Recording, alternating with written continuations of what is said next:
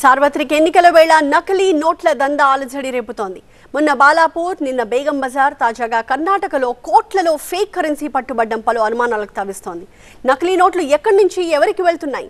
ఎన్నికల్లో క్యాష్ చేసుకునే ముఠా ప్రయత్నమా, లేదా ఎన్నికల కోసమే ఈ ఫేక్ మనీని వాడుతున్నారా? ప్రజలు కూడా చాలా భద్రంగా ఉండాల్సిన అవసరం ఉంది. మరి నేతలు పంచే ఆ నోట్లలో దొంగ నోట్లు ఉన్నాయా?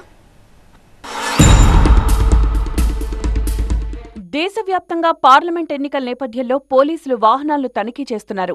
తనిఖీల్లో నోట్ల కట్టలు బయటపడ్డం సహజమే. ఓటుకు నోటు పంచే క్రమంలో అభ్యర్థులు నోట్ల కట్టలను ఒకచోటు నుంచి మరో చోటుకు తరలిస్తూ దొరికిపోతుంటారు. అయితే తాజాగా పలుచోట్ల దొంగ నోట్లు పట్టుబడ్డం సంచలనంగా మారింది. మొన్న బెంగళూరు శివారులో టీవీ9 సీసీబీ పోలీసులు నిర్వహించిన జాయింట్ ఆపరేషన్లో దాదాపు 31,90,00,000 నకిలీ కరెన్సీ పట్టుబడింది.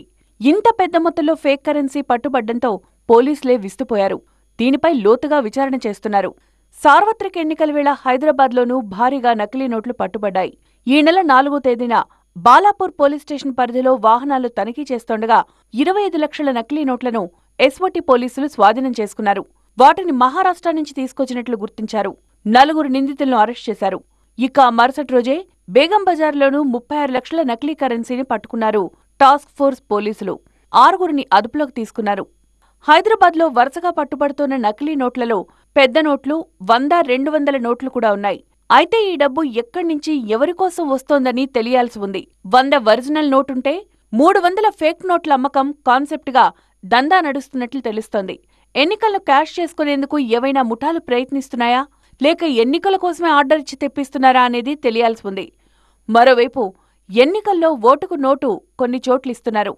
అయితే ఈసారి నకిలీ నోట్లిచ్చే ప్రమాదం ఉందని ఈ ఘటనలు రుజువు చేస్తున్నాయి. ఎన్నికల వేళ ఓటర్ చేతిలో హడావుడిగా నోట్లు పెట్టేసి తమకే ఓటు వేయాలని చెప్పేస్తుంటారు. అలా ఇచ్చే నోట్లు అసలా లేక నకిలీనా అనేది ఇప్పుడు చర్చనీయాంశంగా మారింది.